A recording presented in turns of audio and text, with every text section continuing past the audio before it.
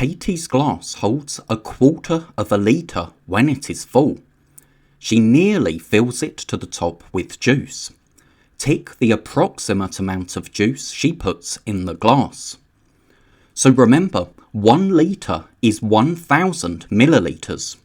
So we need to find 1/4 of a litre.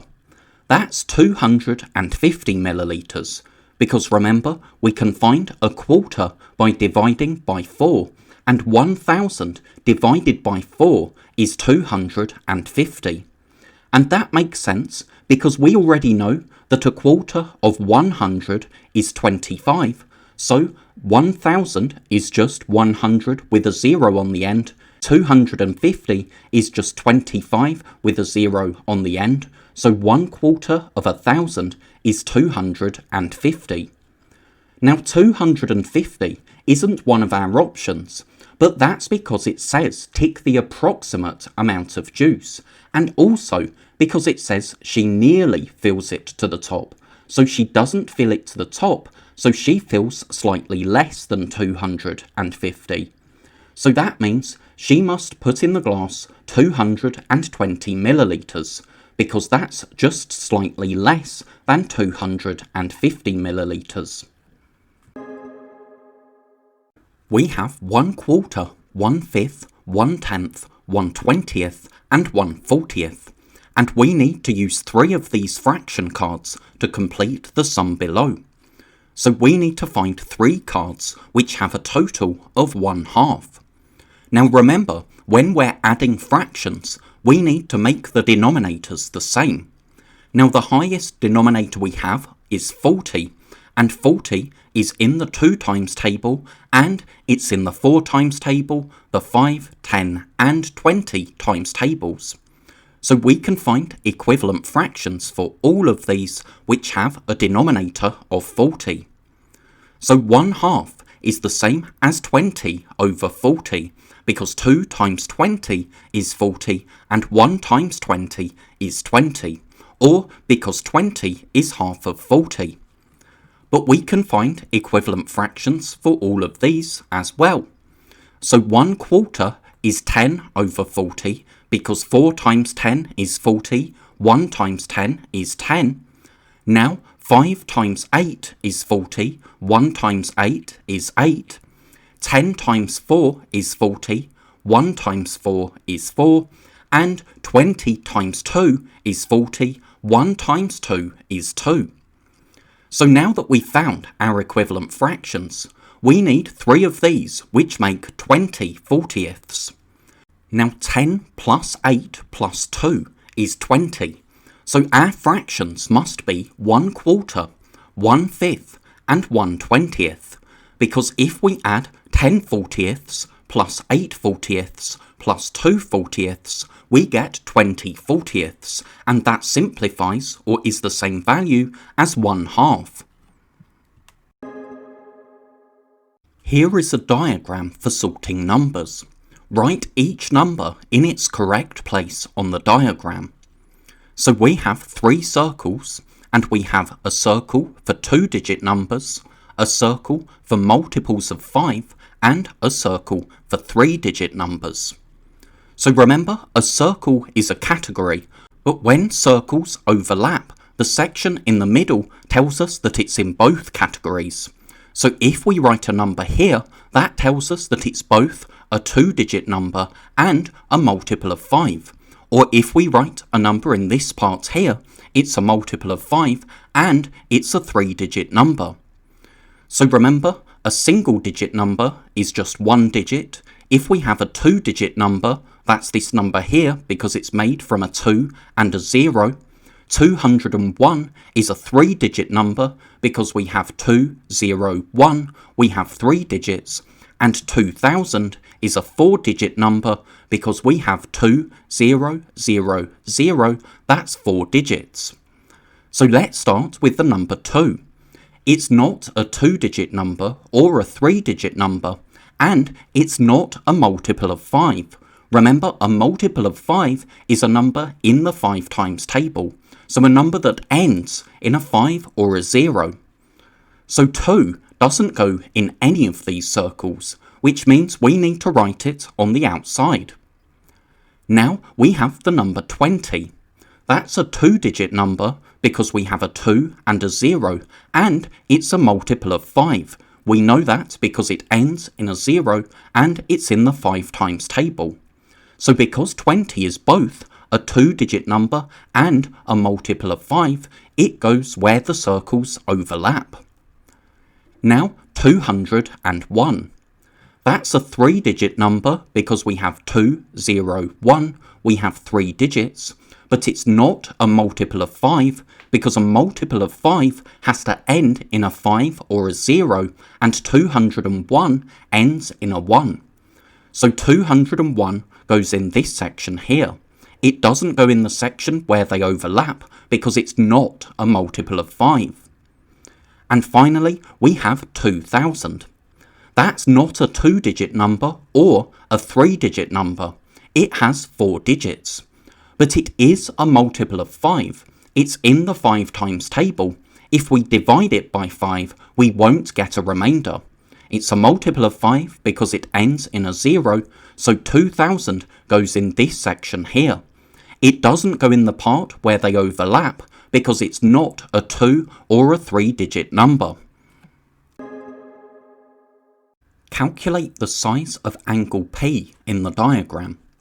So we have angle P here, and we've got 102 degrees labelled here, but we've also got these angles which have squares in the corner. And remember, if an angle has a square in the corner, then it's a right angle. And a right angle is 90 degrees. So we can write 90 degrees on these angles here.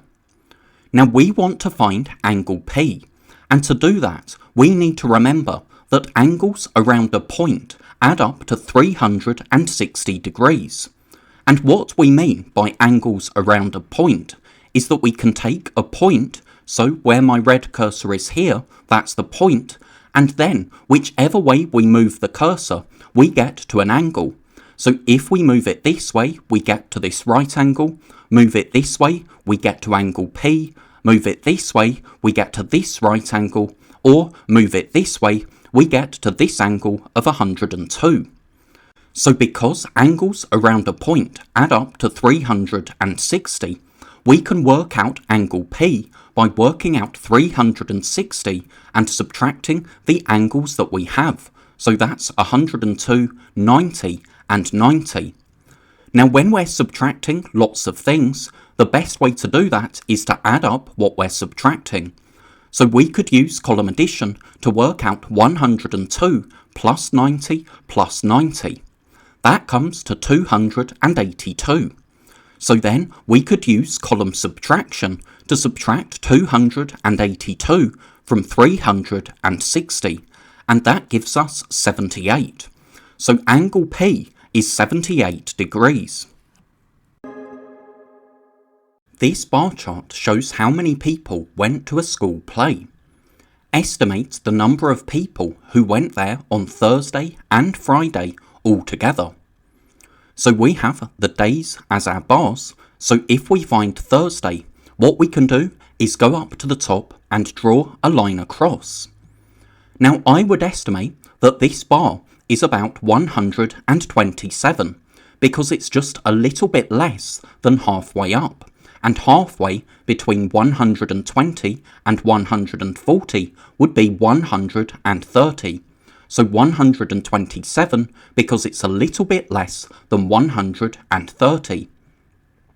And then we want Thursday and Friday all together. So if we find how many people went on Friday, again we can draw a line across from the top of our bar. And here I would estimate 147. So because we want Thursday and Friday all together, when we're putting things together, we need to add. And if we use column addition, we get 274 people. Now you get the mark for an estimate of between 270 and 280.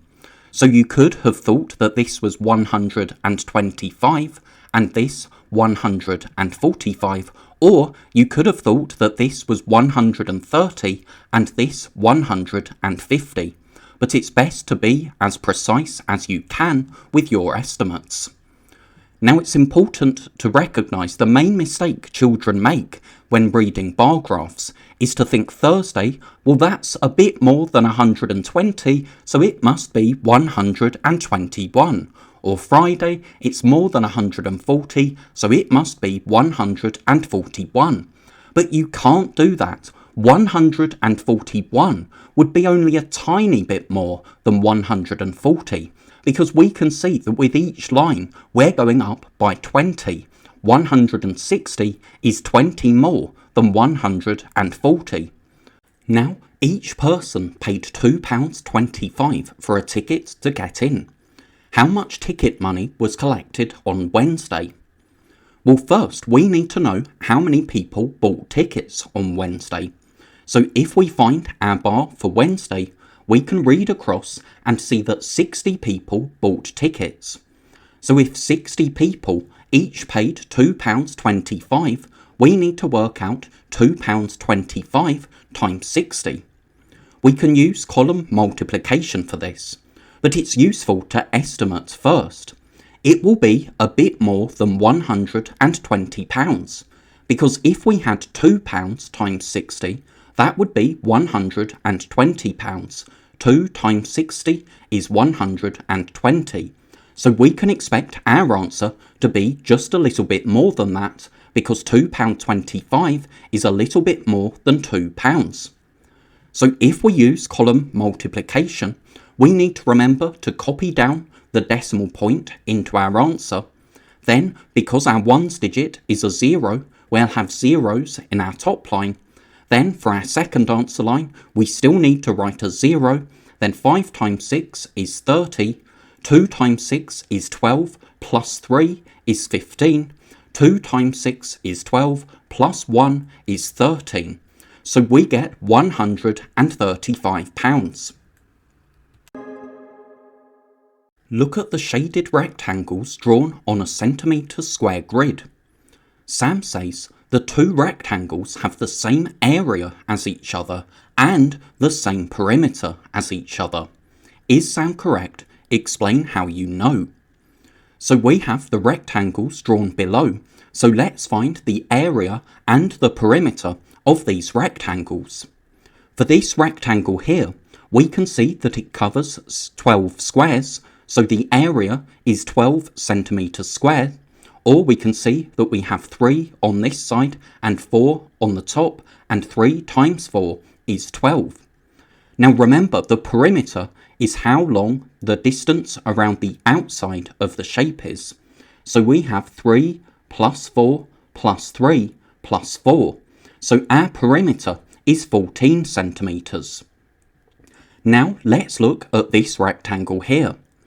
Again, we can see that it covers 12 squares, so the area is 12 centimetres squared. We can see that the length, or the longer side, is 6, and the shorter side is 2, and 6 times 2 is 12. But now, if we find the perimeter, so the distance around the outside, we have 6 plus 2 plus 6 plus 2, and that comes to 16 centimetres. So Sam is wrong. They have the same area, but not the same perimeter. The second rectangle, so this one here, or the rectangle on the right, has a larger perimeter because the distance around the outside of the rectangle is 2 centimetres longer. 16 is 2 more than 14.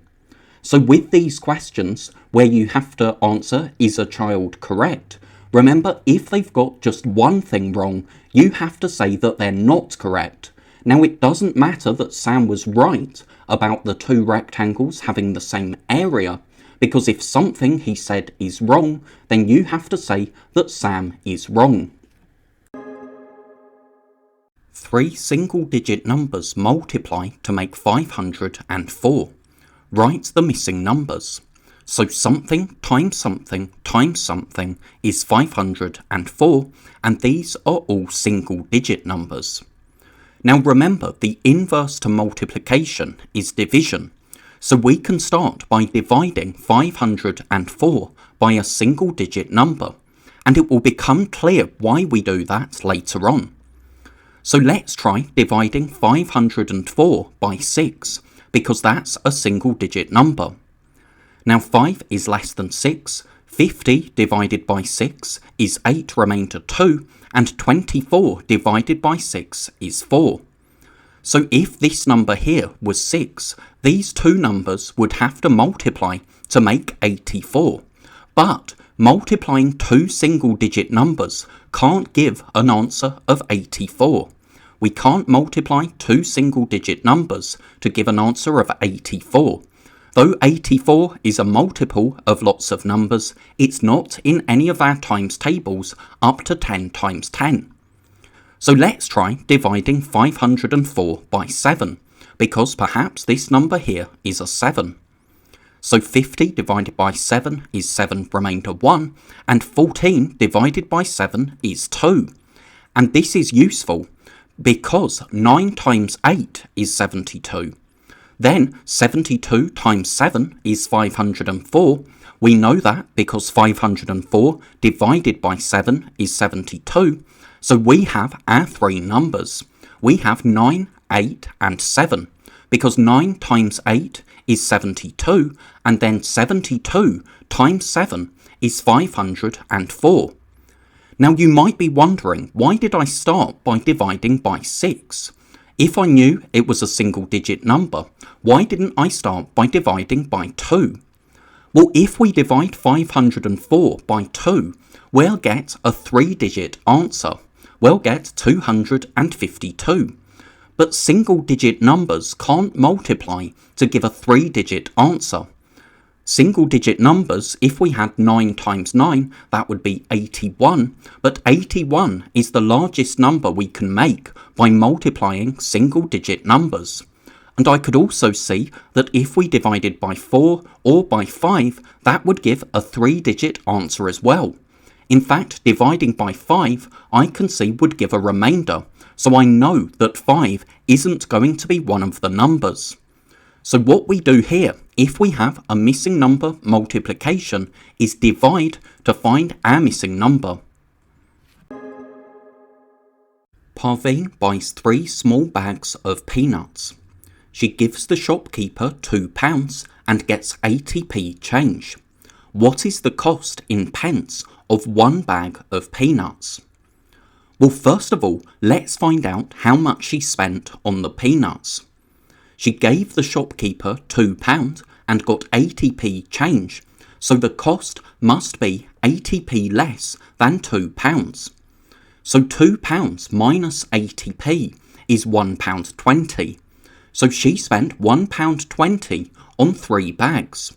And I've written 80p as £0.80 because that makes it easier to subtract without having to use column subtraction, because I know that 200 minus 80 is 120, so £2 minus 80 pence must be £1.20. But that's how much she spent on 3 bags, and we want to know the cost of 1 bag. So because we know the cost of 3 bags, to find the cost of 1 bag, we can divide by 3. £1.20 divided by 3 is 40p. And again, we can do this mentally without having to use short division, because if we know that 120 divided by 3 is 40, then £1.20 divided by 3 is 40 pence. So it asks for the cost in pence, so we don't want to write our answer like this. We want to write our answer 40p. Look at this pattern. What percentage of the pattern is black? So we have a pattern made out of squares, but we don't have 100 squares, which makes finding the percentage more difficult, because we know that a percentage is a fraction with a denominator of 100. But what we can do is find the fraction of the pattern that's black and then change the fraction to a percentage. So to find the fraction that's black, we can count how many black parts we have. We have 7 parts that are black, and we have 25 squares altogether, if we count up all of our squares. so 7 black squares and 25 squares altogether, which means we can write a fraction 7 over 25. But we know that a percentage is a fraction over 100, so we need to find an equivalent fraction to 7 over 25, which has a denominator of 100. Now 25 times 4 is 100, and 7 times 4 is 28. So because we have 7 parts out of 25, and that's equivalent to 28 parts out of 100, we know that 28% of the pattern must be black. When full, Sam's bottle holds a litre of water. Sam drinks some. Estimate the amount of water left. Circle the best estimate. So we know that 1 litre is 1,000 millilitres, and we can see that Sam hasn't drunk very much. I would say that about 4/5, so about 4 parts out of 5 of the water is left, and 4/5 of 1,000 is 800, because 1,000 divided by 5 is 200 times 4 is 800, so 4/5 of 1,000 is 800, and that's about how much water is left. So our best estimate is 800 millilitres.